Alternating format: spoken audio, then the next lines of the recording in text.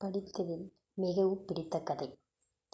ஒரு கப்பலில் ஒரு தம்பதி பயணம் செய்து கொண்டிருந்தார்கள்.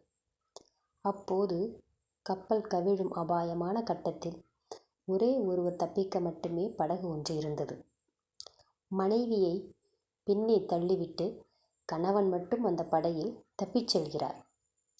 கவிழும் கப்பலின் அந்தரத்தில் இருந்தவாறு தப்பிச் செல்லும் கணவனை நோக்கி மனைவி சத்தமாக தங்கள் குழந்தையை பத்திரமா பார்த்து கொள்ளுமாறு கூறினாள்.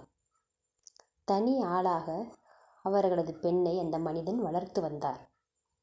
அவரின் மரணத்திற்கு பின்னர் பல வருடங்கள் கழித்து அந்த பெண் தனது தந்தையின் டைரியை பார்க்க நேர்ந்தது. தாய்க்கு உயிர்கொல்லி நோய் இருந்திருப்பது அப்போதுதான் அவளுக்கு தெரிய வந்தது. கப்பல் கவிழ்ந்த சம்பவத்தை அப்பா இவ்வாறு எழுதியிருந்தார்: உன்னோடு நானும் கடலின் அடியில் சங்கமித்திருக்க வேண்டும். நம் இருவரின் மரணமும் ஒரே நேரத்தில் நிகழ்ந்திருக்க வேண்டும். நான் என்ன செய்ய? நமது பெண்ணை வளர்த்தெடுக்க நான் மட்டுமே தப்பிக்க வேண்டியிருந்தது. என்னை மன்னித்துவிடு. வாழ்க்கையில் நல்லது கெட்டது எல்லாமே நடக்கும். எல்லாத்துக்கும் காரணம் இருக்கும்.